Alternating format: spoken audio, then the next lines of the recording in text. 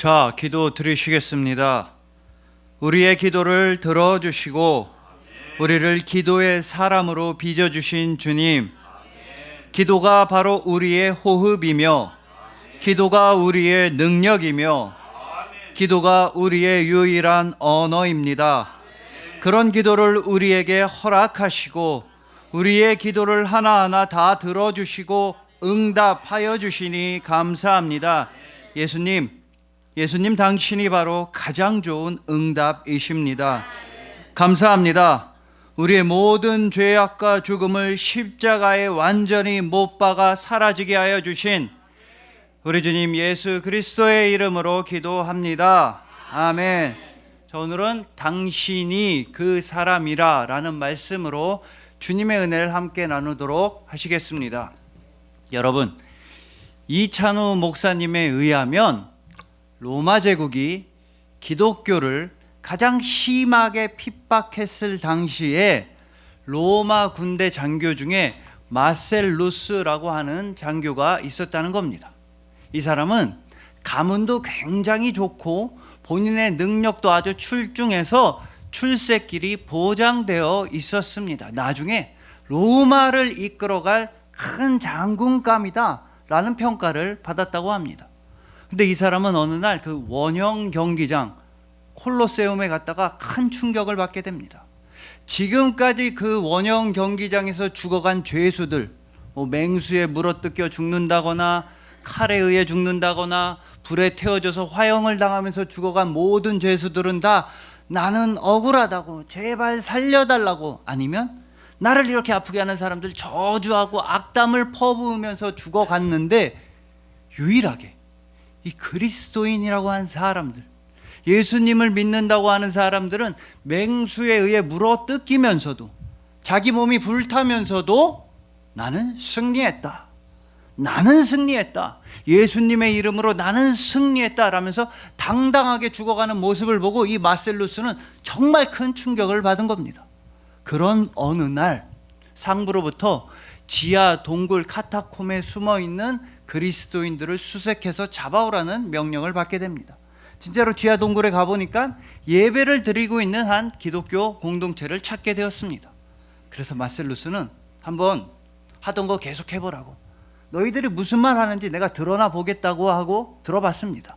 바로 그때 그 기독교 공동체의 지도자, 그 기독교 공동체의 목사님이었던 호노리우스의 설교를 듣고 마셀루스는 큰 은혜를 받고 그 자리에서 그리스도인이 되겠다고 결심을 했습니다. 지금까지 자신을 지켜주던 로마의 시민권도 다 포기하고 좋은 가문, 안정된 직장, 출세길 다 포기하고 그날로부터 교회를 섬기고 다른 성도님들을 돕고 구해주다가, 그러다가 자기 친구였던 장교에 의해 체포를 당하게 되었습니다. 그래서 이 마셀루스라고 하는 사람도 원형 경기장에 끌려가서 화형을 불에 타서 죽게 되었습니다. 몸이 불에 타 들어가는 바로 그때 마셀루스 역시도 나도 승리했다, 드디어 나도 승리했다, 예수님의 이름으로 나는 승리했다 라면서 순교를 당했다는 겁니다. 끝까지 믿음을 지킴으로써 가장 큰 승리를 누리게 되었다는 것입니다. 우리도 예수님을 만나기 이전에는 우리에게 정말로 중요한 우선순위들이 있었습니다.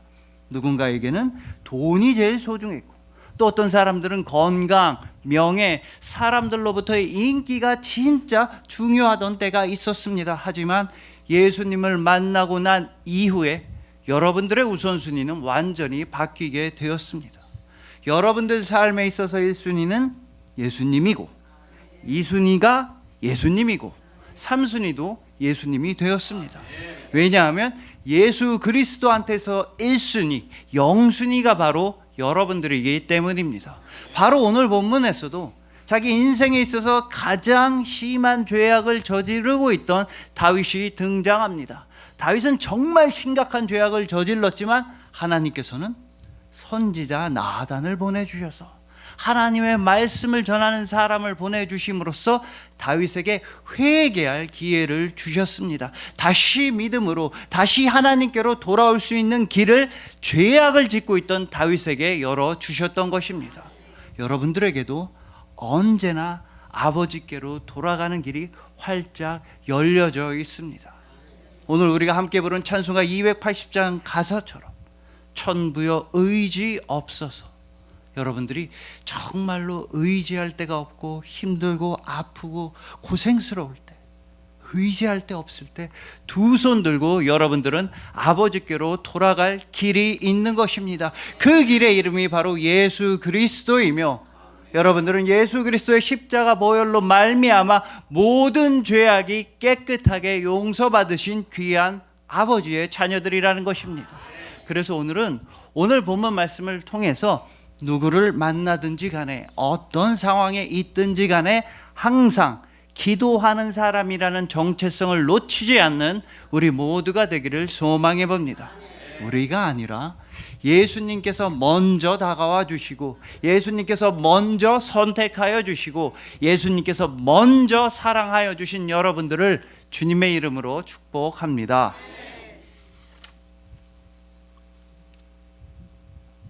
자, 먼저 오늘 본문에는 다윗이 등장하는데, 이 다윗의 인생에 있어서 우리가 반드시 알아야만 하는 두 명의 이름이 있습니다. 다윗을 아예 모른다 그러면 몰라도 다윗에 대해서 조금이라고 안다면 반드시 알아야 하는 두 명의 이름이 있으니 바로 골리앗과 밧세바입니다. 이 두 사람은 다윗의 인생에 있어서 정말 큰 영향을 끼쳤는데, 이 두 사람은 정말로 극과 극으로 완전히 대조되는 사람들이었다는 겁니다. 일단 골리앗은 남자였고 덩치가 엄청 큰 거인이었고 매우 폭력적이고 잔인했고 우상 숭배자였으며 다윗을 죽이려고 했습니다. 막 다윗을 죽이려고 다윗한테 달려들었던 사람이 골리앗입니다. 하지만 반대로 밧세바는 여자였으며 그냥 집에 있었습니다. 다윗한테 죽인다고 달려든 것 아니고, 다윗한테 어쩌겠다고 달려든 거 아닙니다. 그냥 집에서 목욕만 하는 그런 여자였습니다. 그리고 골리앗과 밧세바가 이렇게 대조되는 것처럼 그 둘을 만났을 때 다윗의 상황 역시도 굉장히 대조적이었다는 겁니다. 일단 골리앗을 만났을 때 다윗은 아주 어린 소년이었으며 그냥 시골 들판에서 양이나 치는 목동이었습니다. 자신의 이름으로 뭔가 성취해낸 것 없고, 이름을 널리 알린 적도 없고, 집안에서도 제대로 된 자식 취급을 받지 못하는 천덕꾸러기, 정말로 별 볼 일 없는 시골 소년이었습니다. 하지만 다윗이 밧세바를 만났을 때는 어떻게 됐습니까?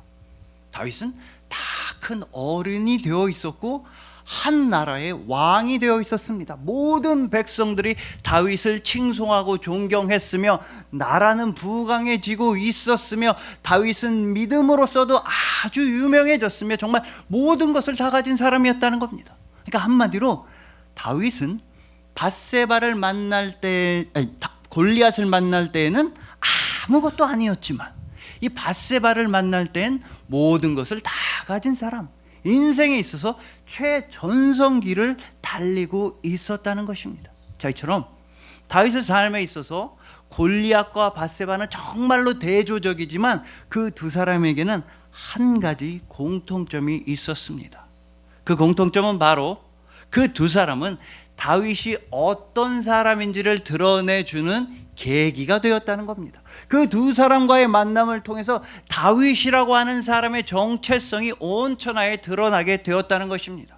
여러분, 일단 골리앗을 만날 때 다윗이 어떤 사람이었냐 하면 바로 기도의 사람이었습니다. 모든 사람들은 골리앗의 덩치만 보고 완력만 보고 무서워서 우리 진다, 우리 이길 수 없다, 우리 패배했다, 절망에 빠져 있을 때에도 다윗 한 명만큼은 눈에 보이는 골리앗이 아니라 눈에 보이지 않는 하나님만 의지했으며 만군의 여호와의 이름으로 달려나가서 승리했던 것입니다. 즉 골리앗을 만날 때에는 다윗은 기도의 사람이었습니다. 그리고 밧세바를 만난 이후에 다윗은 역시나 기도의 사람이었다는 겁니다. 물론 밧세바와 죄악을 저지르고 있을 때에는 기도를 하지 않았겠지만 그 이후에 바로 오늘 본문에서 선지자 나단이 찾아온 이후에는 다윗은 다시 기도의 사람으로 돌아가게 되었습니다. 하나님께서 죄악을 깨닫게 해 주시니까 다시 간절히 회개 기도하면서 하나님께 잘못했다고 간절한 기도를 드리는 기도의 사람으로 회복되었다는 것입니다.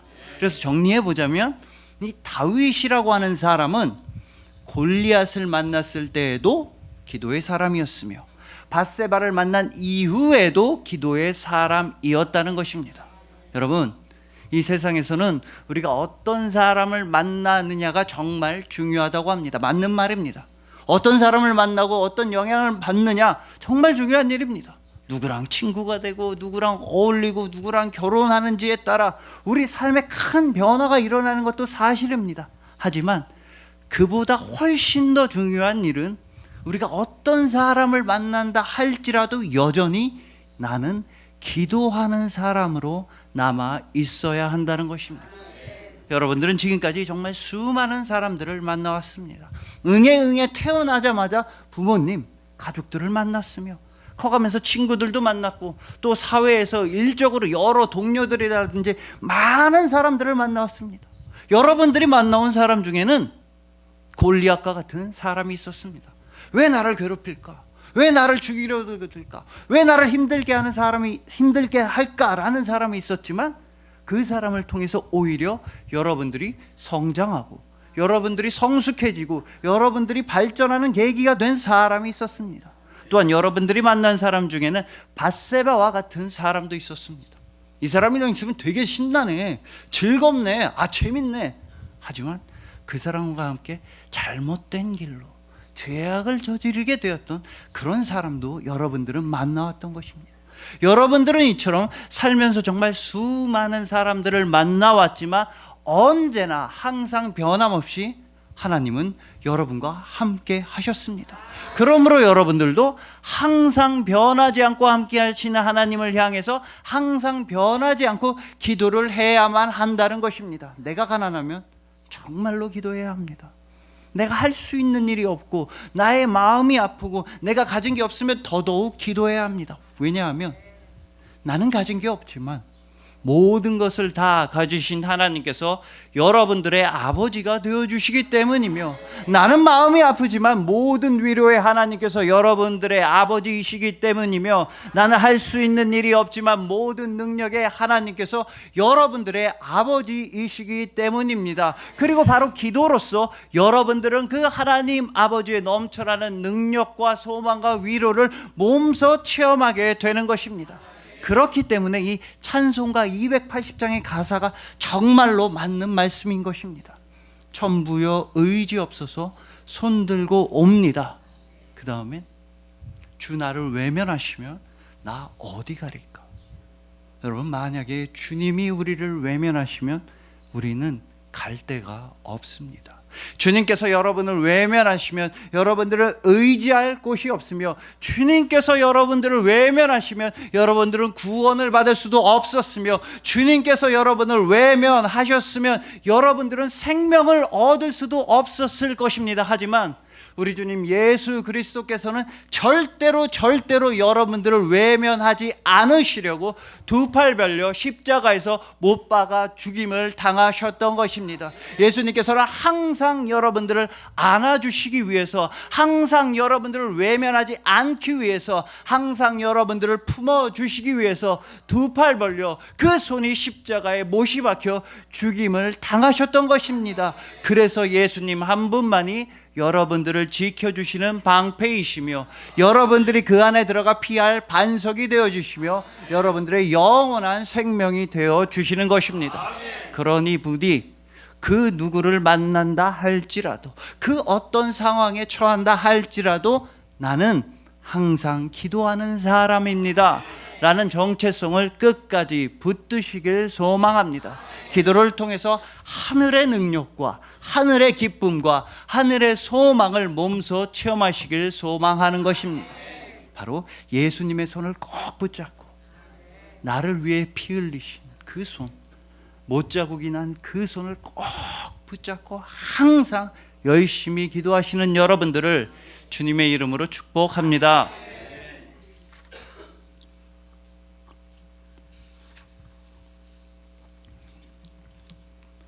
자, 다음으로 다윗이 밧세바를 비롯해서 정말 한창 아주 못된 죄악에 완전히 빠져 있었을 때, 바로 오늘 본문 앞장인 사무엘하 11장에서는 다윗한테 한 가지 특징이 있다고 유진 피터슨 목사님은 말씀하십니다. 그러니까 다윗이 엄청난 죄악을 저지를 때 한 가지 특징이 있는데, 그게 뭐냐면 자꾸 다윗은 뭔가를 보낸다는 겁니다. 일단 암몬 족속과의 전쟁이 있었는데 다윗은 자기는 출전하지 않고 부하들만 보냈습니다. 자기는 왕궁에 가만히 있고 요압 장군을 비롯한 군대만 싸우라고 보냈습니다. 그러다가 왕궁 옥상에서 밧세바를 보고선 사람을 보내어서 저 여자 누군지 알아봐라 시켰습니다. 그리고 또 사람을 보내서 밧세바를 왕궁에 데려오겠습니다. 그런 다음에 밧세바와 죄악을 저지른 다음에는 다시 밧세바를 자기 집으로 가라고 보냈습니다.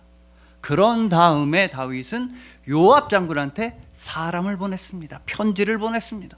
그래서 우리아를 왕궁에 오게 한 다음에 이 아내인 밧세바가 기다리는 집으로 우리아를 돌아가라고 우리아를 집으로 또 보냈습니다. 자기 죄악을 덮으려고, 자신의 어떤 끔찍한 죄악을 덮기 위해 우리아를 집으로 보냈는데 이 치사한 계획은 실패하게 되었습니다. 그러자 이번에 다윗은 요압 장군한테 또 편지를 보냈습니다. 이 지점이 정말 잔인한데, 요압 장군한테 뭐라고 편지를 보냈냐면 우리아를 죽이라고 하는 내용의 편지를 보냈습니다. 근데 그 편지를 우리아 보고 들고 가게 한 겁니다. 그러니까 이 편지가 밀봉되어 있어서 우리아 본인은 몰랐는데 자신을 죽이라고 하는 내용의 편지를 들고서 우리아는 요압 장군한테 보내짐을 당했던 겁니다.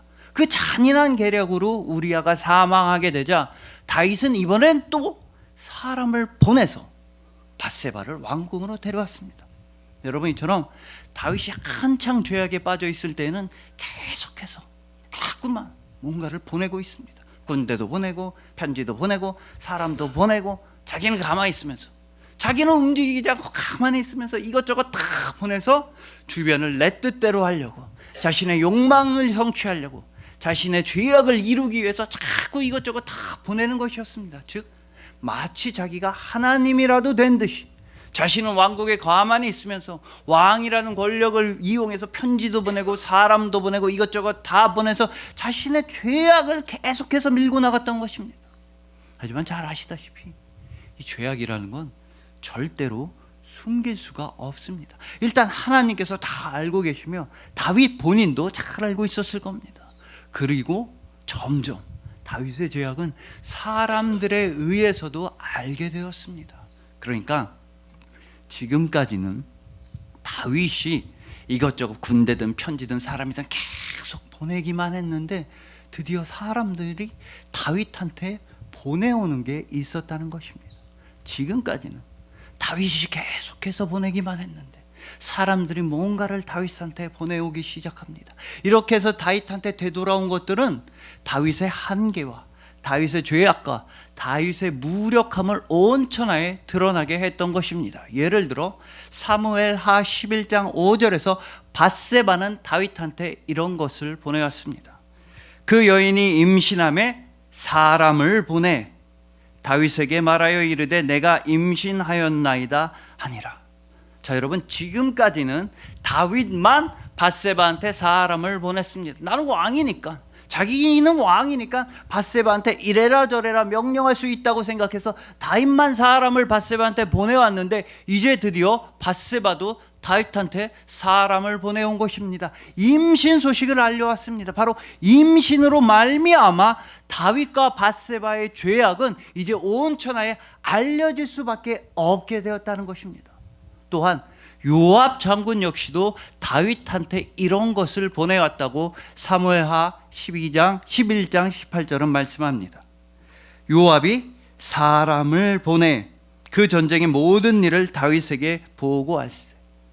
요압은 다윗 왕한테 사람을 보내서 편지를 보내왔던 겁니다. 전쟁이 이렇게 진행 중입니다 라고 편지를 보내왔습니다. 하지만 이렇게 사람을 보냄으로써 간교하고 교활한 요압은 은근히 이런 말을 깔면서 다윗한테 전하는 것이었습니다. 왕이시여, 나 왕이 시키신 대로 다 했습니다. 우리야 죽었습니다. 근데 왕이시여, 네, 이유는 뭔지 모르겠는데 우리아를 죽인 사람 왕이라는 거 나는 알고 있습니다. 다른 사람은 몰라도 나는 알고 있습니다. 왜 그런지 이유는 몰라도 우리아가 왕궁에 갔다 온 이후에 왕이시여 당신이 우리아를 살인했다는 거 나한테는 숨길 수 없습니다. 나는 당신의 살인을 알고 있습니다. 라는 메시지를 보내왔다는 것입니다. 여러분, 이처럼 다윗은 지금까지 계속해서 사람을 보내서 편지를 보내서 자기 마음대로 세상을 주무르려고 했습니다. 자기가 하나님이라도 된 듯이 자기는 가만히 있으면서 편지와 사람을 이용해서 죄악을 저질러 왔던 것입니다. 하지만 이제 더 이상 다윗의 죄악은 숨길 수가 없게 되었습니다.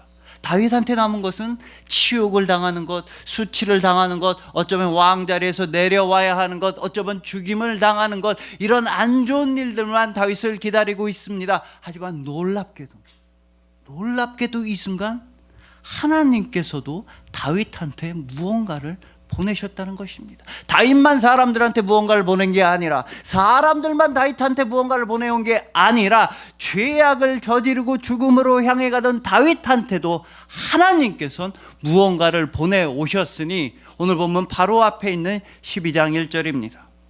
여호와께서 나단을 다윗에게 보내시니. 여러분 보십시오.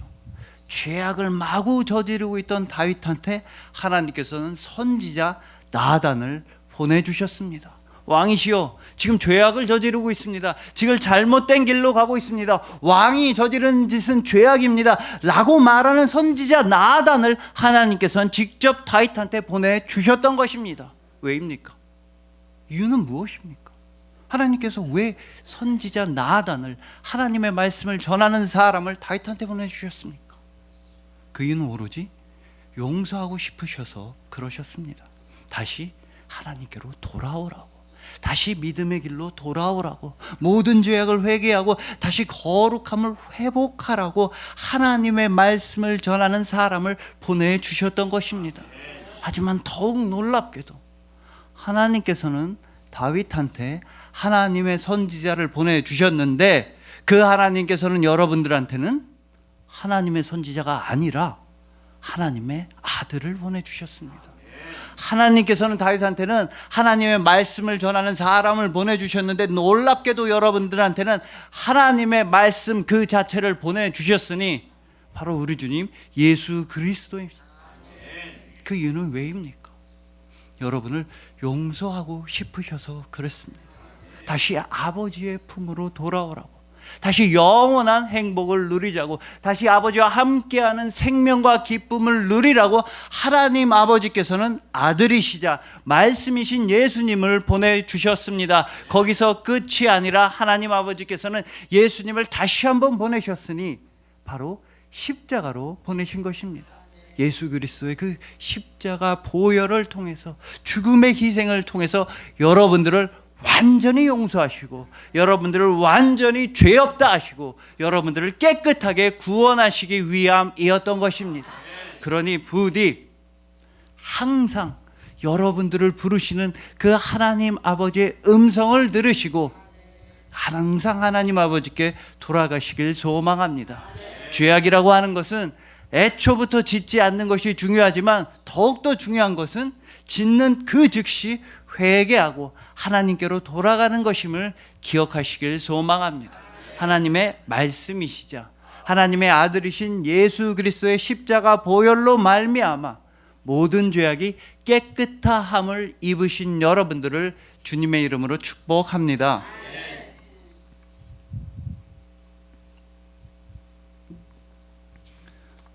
자, 이제 마지막으로 오늘 본문 직전에서 선지자 나단은 다윗을 찾아와서 여러분들이 잘 아시는 이런 이야기를 전합니다.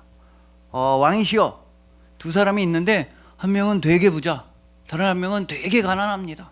부자는 부자라서 자기 양이 엄청 많았고, 가난한 사람은 너무 가난해서 양이 딱 한 마리밖에 없었습니다. 양이 딱 한 마리밖에 없으니까 양을 양으로 키운 게 아니라 이 가난한 사람은 양을 자식처럼 자기 딸로서 그냥 애지중지하고 키웠습니다. 근데 왕이시여, 이 부자한테 손님이 찾아오니까 부자는 자기 그 많은 양 중에 한 마리 내주는 게 아까워서 가난한 사람 양 한 마리 그거 훔쳐다가 잡아먹었습니다.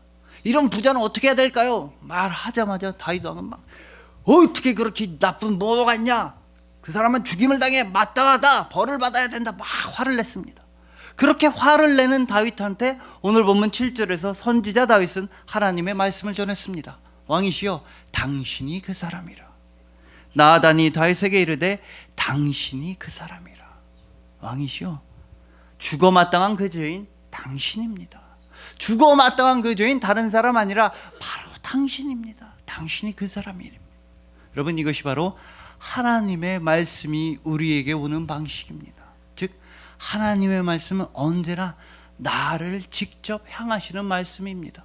다른 이웃을 향하신 말씀 아니며 잘 모르는 사람을 향한 말씀 아니며 뭐 부자든 가난하든지 간에 남을 향한 말씀이 아니라 바로 나를 향하시는 말씀. 하나님 아버지의 말씀은 언제나 당신이 그 사람이라 나를 향하시는 말씀인 것입니다. 때로는 여러분들이 슬프고 아플 때 여러분들의 아픔을 위로해 주시는 모습으로 말씀은 여러분에게 다가오십니다. 또 때로는 여러분들에게 정말 좋고 신나는 일이 있을 때 함께 기뻐하고 함께 즐거워하는 말씀이 바로 하나님의 말씀입니다. 또 때로는 오늘 본문처럼 내가 잘못하고 있을 때, 내가 실수하고 있을 때 나의 죄악을 깨닫게 해주시는 말씀이 바로 하나님의 말씀입니다. 특히나 죄악을 깨닫게 해주시는 하나님의 말씀이 어찌나 감사한지에 대해서 위대한 신학자 어거스틴은 이런 말씀을 하신 적이 있습니다. 라틴어로 펠릭스 쿨파라고 하셨습니다. 뜻은 즐겁고도 신나고 아주 경사스러운 죄악이라는 뜻입니다. 물론 이 죄악 자체가 신나고 즐거운 일이라는 뜻이 아니라 죄악을 깨달음으로써 나는 죄인입니다, 내가 바로 죽어 마땅한 죄인이었습니다, 고백할 수 있게 도와주심으로써 하나님께 나아갈 수 있기 때문에, 거룩하신 하나님 앞으로 나아갈 수 있게 되기 때문에 죄악을 깨닫게 해주시는 말씀이야말로 제일 감사한 말씀이라는 뜻입니다. 여러분, 한번 생각해 보십시오. 다윗이 자신의 죄악을 그렇게 잘 알고 있었겠습니까? 다윗이 밧세바랑 그런 아주 나쁜 부정을 저지를 때 나는 정말 죄인이야, 나는 막 가정을 파괴하고 있어, 나는 죄인이야 이랬겠습니까? 그렇지 않습니다.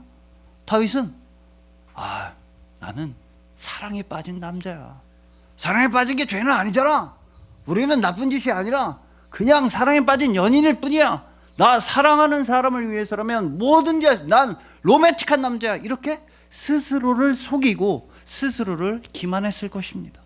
또한 다윗이 우리아를 죽일 때 난 너무 살인자야, 내가 사람을 죽이다니, 내 손에는 피가, 이러지 않았습니다. 나 왕이야, 왕. 우리야 내 졸개야, 내가 죽게 하든 살게 하든 그건 왕인 내 마음이야, 왕이 이 정도도 못하면 못하러 왕을 해, 이렇게 교만이라는 죄악을 더했을 것입니다. 다윗은 이처럼 계속해서 죄악으로 빠져가고 있을 때 하나님께서는 선지자 나단을 보내주셔서 당신이 그 사람이라 죄악을 깨닫게 해주시고 다시 하나님께로 돌아오게 해주셨던 것입니다. 특히나 오늘 본문의 이 당신이 그 사람이라, 이 선포는 우리로 하여금 요한복음 19장 5절 말씀을 떠올리게 합니다. 바로 십자가에 못 박히기 직전에 예수님을 세워놓고 본디오 빌라도가 예수님을 향해 외쳤던 그 말을 우리로 하여금 떠올리게 하는 것입니다. 요한복음 19장 5절입니다. 이에 예수께서 가시관을 쓰고 자색 옷을 입고 나오시니 빌라도가 그들에게 말하되 보라 이 사람이로다 하매. 여러분, 보라 이 사람이로다. 자, 오늘 본문에 당신이 그 사람이라, 그리고 요한복음에 보라 이 사람이로다, 이 두 가지 선언은 정말로 달라 보이지만 한 가지 똑같은 점이 있습니다. 동일한 효력, 한 가지 똑같은 효과를 우리한테 불러일으키고 있으니 그건 바로 딱 한 사람에게, 오직 한 사람에게 온전히 집중하는 효과를 일으키고 있는 것입니다. 당신이 그 사람이라. 내가 죄인이었구나, 다른 사람이 아니라 내가 죽어 마땅한 죄인이었구나, 주님 나는 죄인입니다 라는 고백으로 우리를 이끌어 주는 것입니다. 또한 보라 이 사람이로다. 물론 본디오 빌라도의 의도는 아니었지만 보라 이 사람. 우리가 예수님을 바라볼 때, 십자가에 못 박히시기 위하여서 사슬에 묶여있는 예수님을 바라볼 때 우리는 깨닫게 됩니다. 아, 이분이구나. 예수님이야말로 나를 대신해서 죽으시고 나를 위해 십자가에 못 박히시고 나를 구원해 주실 분 예수님밖에 없습니다. 나에게는 예수 그리스도밖에 없습니다 라는 고백으로 우리를 이끌어 주는 것입니다. 그러면서도 동시에 당신이 그 사람이라, 보라 이 사람이로다, 이 선포는 우리에게 반대 방향의 효과를 주기도 합니다. 당신이 그 사람이라, 즉 나는 죄인입니다 라는 고백은 우리로 하여금 하나님 앞으로 나아가게 합니다. 나는 죄인이었습니다. 천부여 의지없어서 손들고 옵니다. 죄인이었던 우리로 하여금 하나님 앞으로 나아가게 하는 것입니다. 반대로 보라 이 사람이로다, 예수님을 바라보면 그때서 우리는 깨닫게 되는 것입니다. 아, 내가 먼저 예수님을 찾아간 것이 아니라 예수님께서 먼저 나를 찾아와 주셨구나. 내가 예수님을 선택한 것이 아니라 예수님께서 나를 선택해 주셨으며, 내가 예수님을 만난 것이 아니라 예수님이 나를 만나 주셨으며, 내가 먼저 예수님을 사랑한 것이 아니라 예수님께서 나를 사랑해 주셨음을 깨닫게 해주는 것입니다. 그리고 예수님께서 여러분들을 이렇게 먼저 선택하시고 먼저 만나 주신 이유는 딱 하나밖에 없습니다. 바로 여러분들에게 영원한 구원과 생명을 선물해 주시기 위해서였습니다. 그 예수 그리스도의 은혜를 받았기 때문에 여러분들은 이제 어디를 가든지 누구를 만나든지 앞으로 영원토록 당당하게 선포하시면 됩니다. 내가 그 사람입니다. 내가 그 사람입니다. 예수님의 사랑을 받는 사람, 내가 그 사람입니다. 주변 사람들이 여러분들에게 삶의 이유에 대해 물어볼 때, 존재의 목적에 대해 물어볼 때, 여러분들의 꿈이 무엇냐고 물어본다면 그때 여러분들은 당당하게 대답하시면 됩니다. 나는 그 사람입니다. 나는 바로 예수님의 사랑을 받는 그 사람입니다. 우리 주님 예수 그리스도께서는 정말로 여러분들을 사랑하시기 때문인 것입니다. 그리하여 그 누구를 만나든지 간에 어떤 상황에 처하든지 간에 나는 기도하는 사람입니다 라는 정체성을 끝까지 붙드시는 여러분들, 하나님의 말씀이시며 하나님의 아들이신 예수님께서 직접 찾아와 주셔서 언제든지 아버지께로 돌아갈 길이 활짝 열리신 여러분들, 그 누구를 만나도 내가 그 사람입니다. 내가 바로 예수님의 사랑을 받는 그 사람입니다. 아름답게 고백하시는 여러분들을 진심으로 사랑하고 축복합니다. 기도드리시겠습니다. 우리 기도를 들어주시고 우리를 오직 항상 기도의 사람으로 빚어주신 주님, 기도를 통해 내가 어떤 사람인지를 깨닫게 하시고 기도를 통해서 주님이 어떤 분이신지를 깨닫게 하여 주시니 감사합니다. 예, 주님, 나는 그리스도인입니다. 우리에게 말씀을 보내주셔서 돌아오라고 말씀하시고, 우리에게 아들을 보내주셔서 용서를 허락하시고, 우리에게 사랑을 보내주셔서 살 길이 되어주시니 감사합니다. 아멘. 주님, 우리가 바로 그리스도인입니다. 우리가 먼저 예수님을 사랑한 것이 아니라 예수님께서 먼저 우리를 사랑해 주셨기 때문에 우리도 예수님을 사랑하게 되었습니다. 예, 주님, 아멘. 주님, 당신이 바로 그리스도, 살아계신 하나님의 아들이십니다. 우리의 모든 죄악과 죽음을 십자가에 완전히 못 박아 사라지게 하여 주신 우리 주님 예수 그리스도의 이름으로 기도합니다. 아멘.